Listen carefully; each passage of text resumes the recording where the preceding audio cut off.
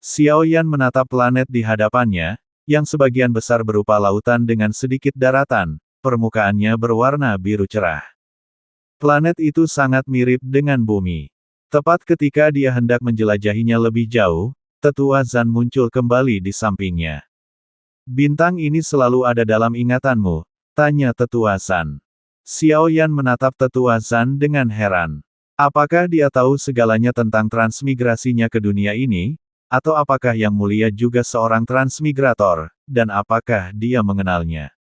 Xiao Yan membalas. Tentu saja tidak. Hanya saja tingkat ke-16 adalah dunia seribu kecil, dan bintang pertama di sini akan lahir dari ingatanmu. Jelas Tetua Zan perlahan. Tatapan terkejut Xiao Yan memudar. Apakah bintang ini persis seperti yang ada dalam ingatanku? Tanya Xiao Yan penasaran. Tentu saja tidak, tetapi ini adalah bintang nyata. Sejak saat kau melangkah ke tingkat ke-16 dunia seribu kecil, dunia ini lahir untukmu, gumam Tetua Zan, tatapannya tertuju pada bintang biru itu. Xiao Yan menoleh, wajahnya menunjukkan kebingungan. Dunia yang tercipta untukku, sebelum kelahirannya, dimulai dari ketiadaan, dari bintang pertama. Sama seperti sekarang, kau bisa memberinya nama, dan kemudian kau bisa mengendalikan dunia ini. Semuanya berada di bawah kendalimu. Tetua Zan menjelaskan perlahan kepada Xiao Yan, senyum pahit tersungging di bibirnya. Saat ini aku sedang terperangkap dalam masalahku sendiri, di mana aku bisa menemukan waktu untuk mengatur dunia kecil manapun. Bagi Xiao Yan, hal-hal sepele ini tidak relevan. Dia hanya ingin menjadi lebih kuat, mengalahkan Tai Su, membiarkan penyerapan ilahi memulihkan segalanya, dan kemudian hidup bersama keluarga dan teman-temannya. Bagaimana kau melakukannya terserah padamu, kata Tetua Zan sambil tersenyum tipis. Jika kau mau, kuharap Tetua Zan dapat memberikan beberapa nasihat. Apa yang harus dia lakukan selanjutnya? Xiao Yan tidak mengerti arti dari tingkat ke-16 dunia seribu kecil. Dia menyatukan kedua tangannya dengan hormat, dengan rendah hati memohon bimbingan, pandangannya tertuju ke kejauhan, rasa putus asa menyelimutinya.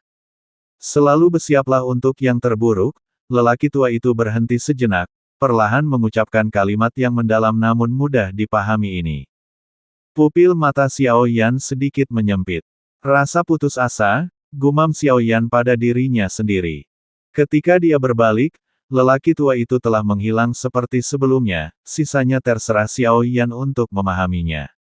Dia menarik napas dalam-dalam, pandangannya tertuju pada bintang-bintang biru di depannya, dan melangkah ke dalamnya, tiba di tanah yang tandus dan tak bernyawa. Xiao Yan kemudian mendapati dirinya berada di lautan yang tak terbatas, lagi-lagi hanya dengan air yang tenang, tanpa siang atau malam, tanpa apapun. Aku mengerti. Xiao Yan sepertinya mengerti sesuatu. Dia melambaikan tangannya, menyebarkan benih tanaman obat yang tak terhitung jumlahnya ke tanah. Kehidupan lahir dari laut, tetapi membutuhkan sinar matahari.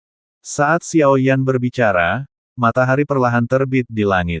Siang dan malam dibutuhkan agar suhu sesuai, seperti halnya pemurnian pil.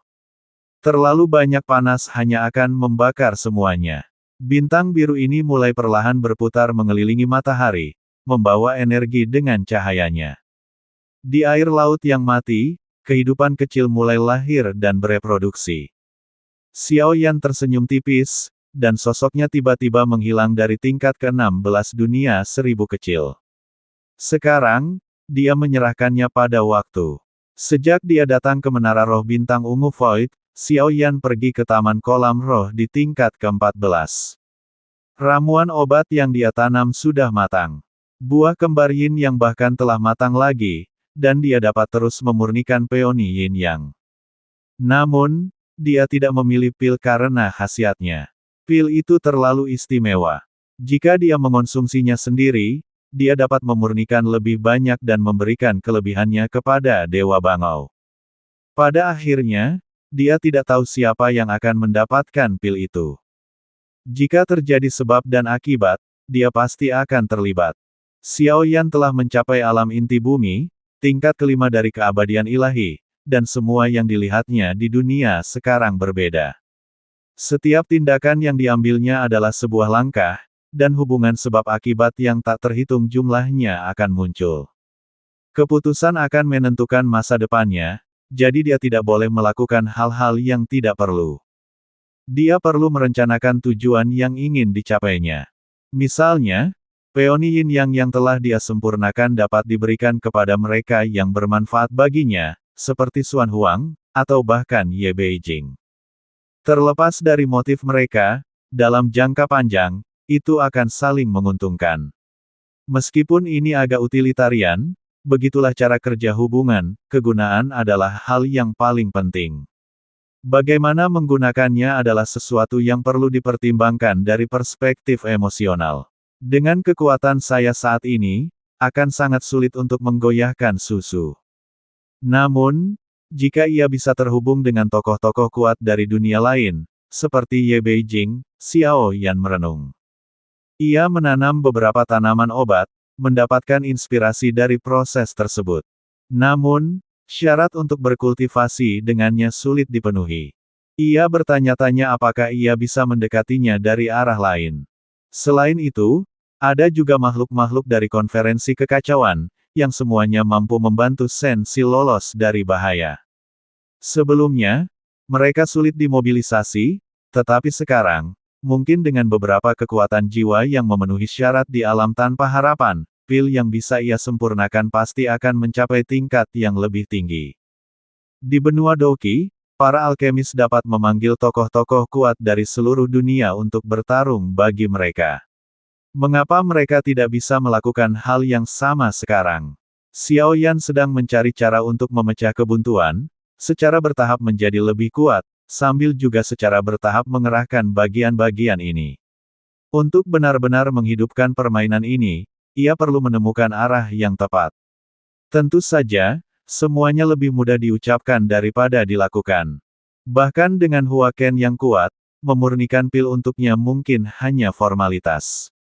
Untuk mendapatkan bantuan yang tulus, seseorang harus mulai dengan manfaat sederhana dan kemudian bergerak menuju koneksi emosional. Xiao Yan sedang menghitung seberapa banyak koneksi dan kekuatannya saat ini yang benar-benar dapat membantu Sensi. Jika dia mengorbankan kultivasi gandanya untuk membujuk Ye Beijing agar membunuh Void Master, itu mungkin tampak dapat diterima. Namun, pemikiran ini dengan cepat ditolak oleh Xiao Yan. Meskipun dia dapat memanfaatkan kekuatan sekarang, dia tidak dapat menanggung konsekuensi dari tindakannya. Itu masih jalan buntu. Dia bisa menggunakan alkimia untuk menarik lebih banyak karma ke Sensi, tetapi dia membutuhkan kekuatan yang cukup untuk menanggung akar dan konsekuensinya. Menjadi kuat dan memanfaatkan kekuatan bukanlah hal yang bertentangan. Inilah yang perlu dilakukan oleh orang-orang bijak dan kuat.